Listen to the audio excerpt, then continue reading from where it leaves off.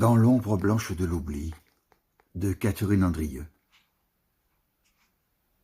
Enfant, je savais déjà, sans avoir besoin des mots, m'enfoncer dans cet entre-deux, cet effleurement où la lumière baisse derrière les paupières closes, où le monde se fait bruissement d'eau, son étiré, vibration sans contour, pulsation, voyez. Dans cet état, il n'y avait plus de moi, plus de temps, plus d'avant, plus d'après. Je devenais ce serpent lové sur son feu intérieur, brûlant sans jamais se réduire en cendres.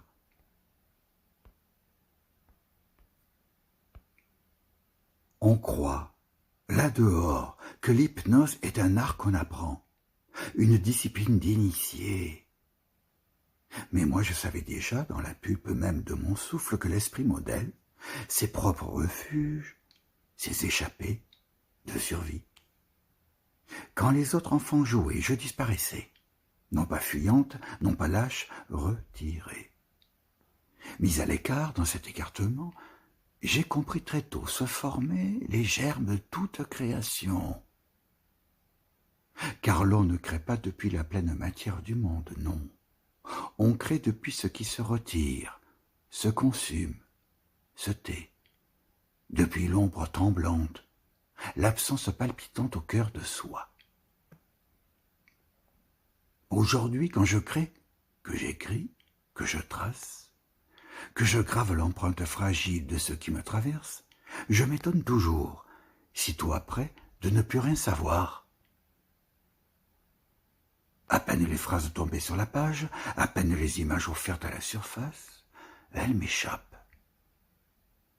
Elles deviennent étrangères, comme si un autre moi, tapi dans les replis, avait travaillé, pendant que je me retirais doucement à l'écart.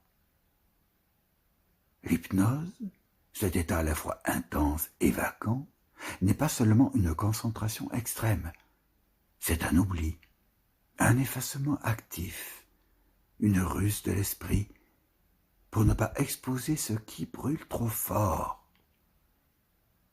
Dans ces moments, il existe un seuil, un passage fluide, où le conscient et l'inconscient s'étreignent sans plus de barrière. Là, l'inconscient, réservoir de blessures, de souvenirs, de désirs, monte à la surface et agit. Mais il agit masqué, drapé d'ombre. Le conscient, lui, s'efface pour laisser place. Il oublie. Il s'oublie, car il n'est pas l'auteur véritable, il n'est que le témoin aveugle du passage. Alors, quand on m'interroge, quand on me presse, quand on attend de moi une réponse, une explication, une mémoire, c'est une douleur nue qui se réveille. Non une gêne, non une honte, une déchirure. Comme une somnambule brutalement tirée de son songe, je trébuche, je cherche mes mots. On veut que je dise pourquoi, comment, d'où cela vient-il. On me somme de rapporter au réel ce qui n'a jamais appartenu au réel. Mais comment dire ce qui s'est fait sans moi, ce qui a traversé ce corps-voix, sans me demander la permission, cette main guidée par l'invisible. Je pense souvent à ces vers surgis au bord du sommeil, à ces images dictées par une voix intérieure, à ces phrases que je découvre après les avoir écrites, comme on découvre un enfant qu'on n'a pas porté. Une étrangeté douce, une tendresse inquiète. L'oubli ici n'est pas défaillance, il est nécessaire. Il est protection. Il est la digue érigée contre le trop-plein, contre l'invasion de ce qui pourrait engloutir. La psychanalyse parle de couches d'archétypes, de profondeur que nous ne touchons jamais vraiment. Les œuvres surgissent de ces strates, mais une fois sorties, elles nous quittent. Elles s'exilent. Elles se déposent loin de l'intime. Alors viennent les autres, les curieux, les analystes. Ils demandent « À quoi pensais-tu ? Pourquoi ce choix ? cette couleur, ce mot, ce rythme, et je baissais les yeux.